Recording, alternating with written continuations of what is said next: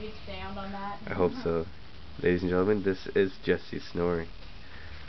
My name is Amir, and we shall now go into her snoring. Shh.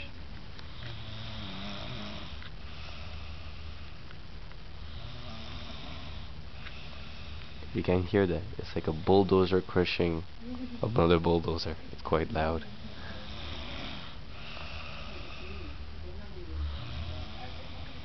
As you can see, she just passed out and has not moved from that spot. She just recently started snoring. How does it go?